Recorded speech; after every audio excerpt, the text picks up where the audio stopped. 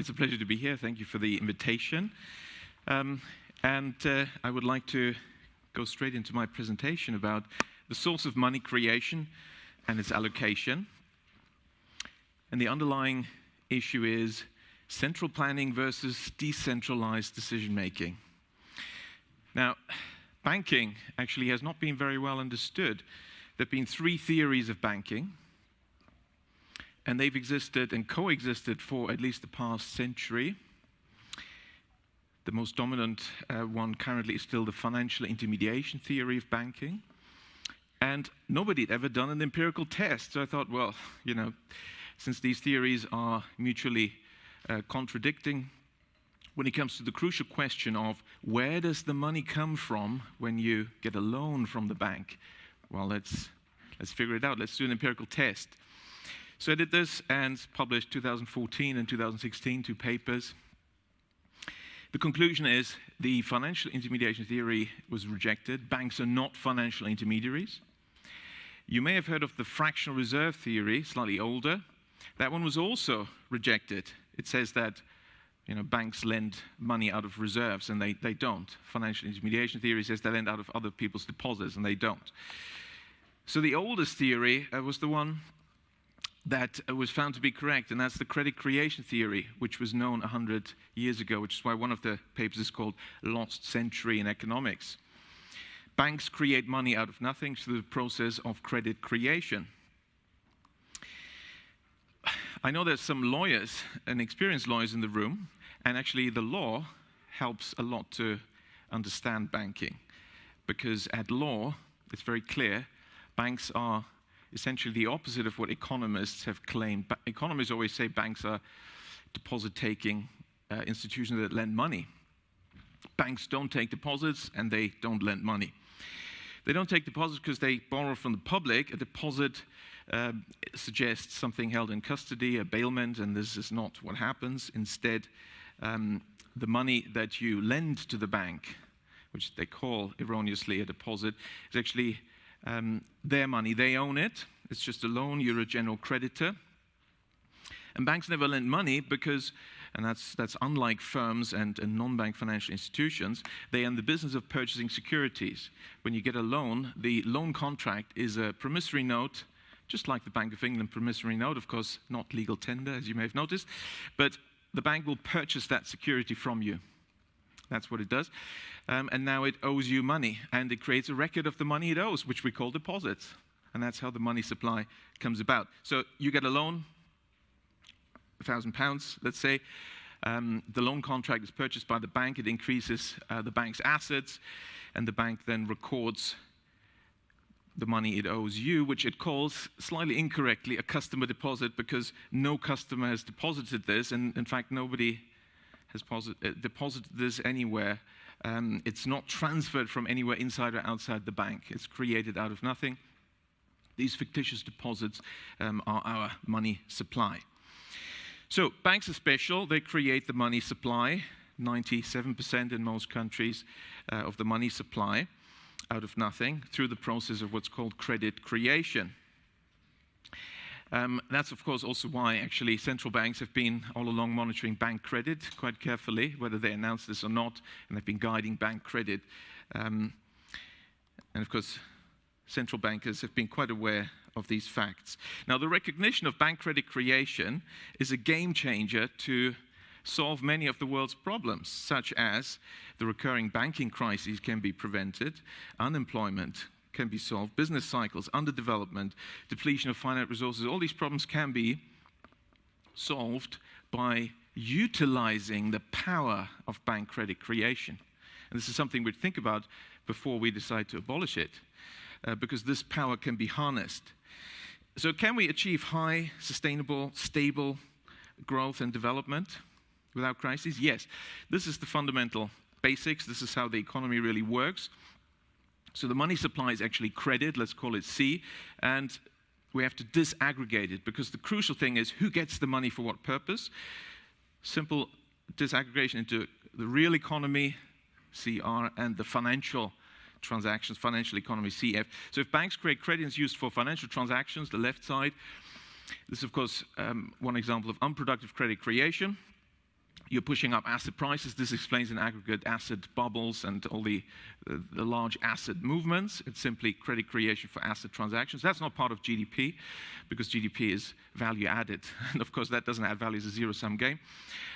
But it will create banking crises because once you've pushed up asset prices by 300-400%, they just need to drop by 10% and the banking system is bust because equity is less than 10%.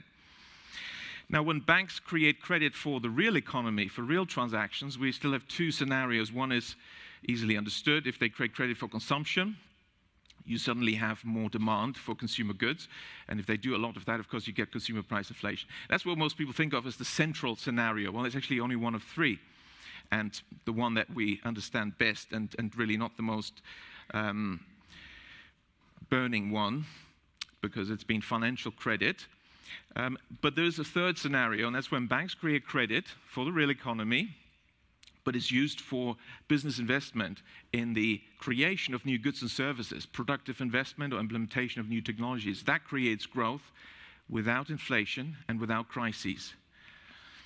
And as long as you ensure that bank credit creation is used for the green box, you get high growth, no crises, and no problems. So why haven't the central planners at the central banks ensured that? Well, they have in some countries, but not in others. And I think that's really the first issue we have to address. There's more to this, and of course, in the 12 minutes, I won't have time to address this, but if you split this credit creation, you can explain GDP growth very nicely in many countries, asset prices. Japanese asset bubble is just credit creation for asset transactions. When this doubled from 15 to 30% of total credit, that was the 1980s bubble, and Japan is still trying to get over that. So total bank credit in Japan was expanding at massive growth rates, way ahead of nominal GDP, going into asset markets. You didn't have to be a rocket scientist to know that a banking crisis was coming next. So the wrong allocation of money creation for asset purchases, that is the problem. And we need instead productive loans for business investment.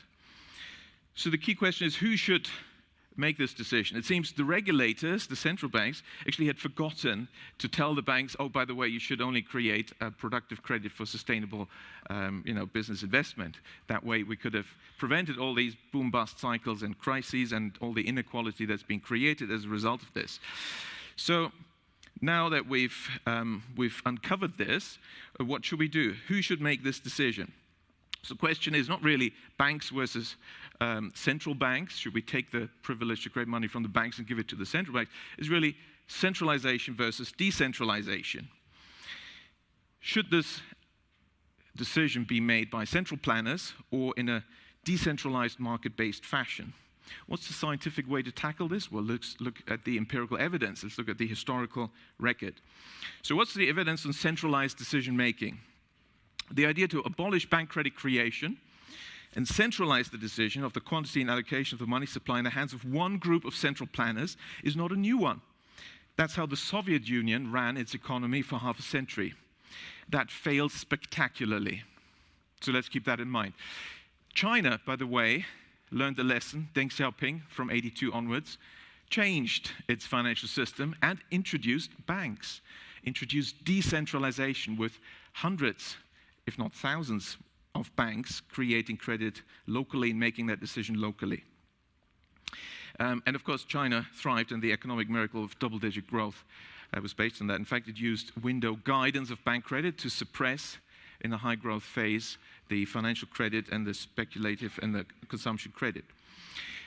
Another example, evidence of centralized decision-making, the UK. Now, the UK has a very centralized and concentrated financial system because just 5 banks who, as we know, collude in many ways and fix things, make all the decisions. 90% of deposits are with them.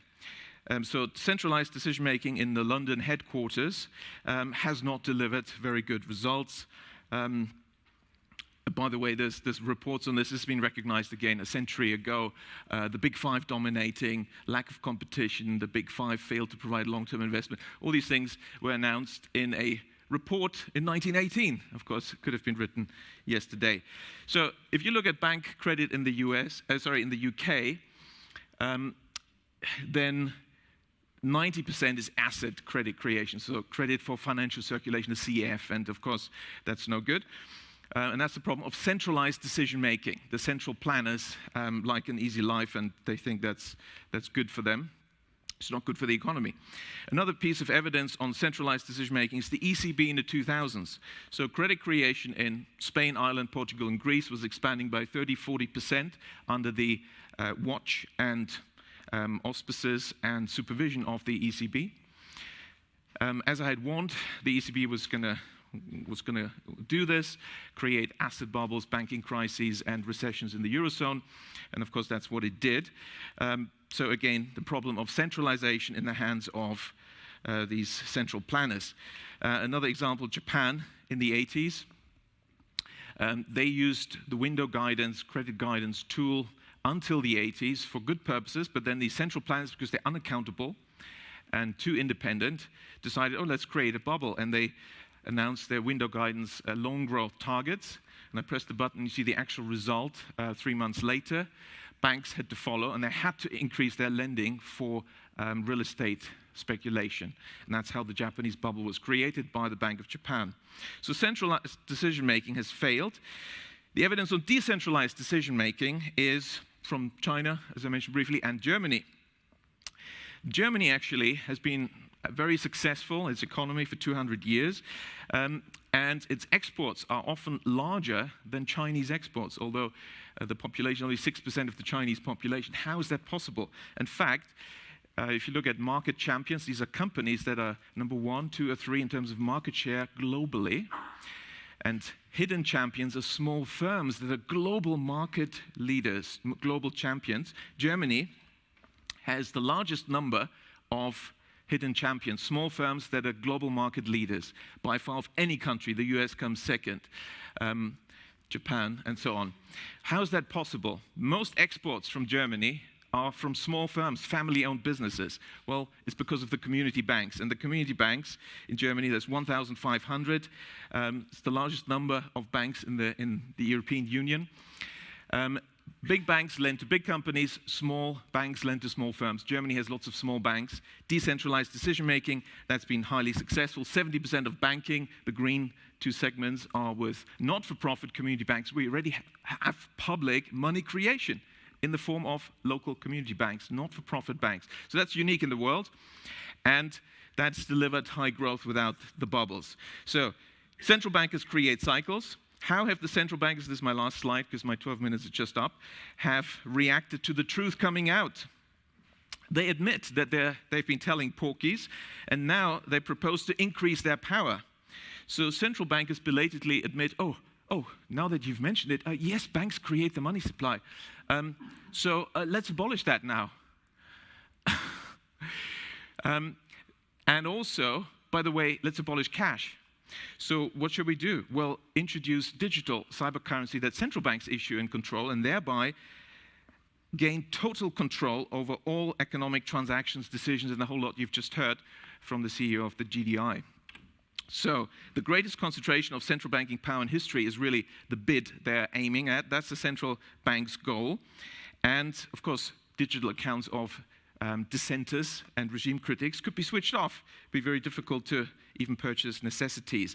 So this is an Orwellian dystopia of total control, the end of any freedoms. That's really what central banks are aiming at. Several central banks have, like the Bank of England, already prepared their microchip implant, RFID chip, to be implanted under your skin. And why is the sudden discussion about universal basic income from all the grassroots and inverted commas movements and billionaires?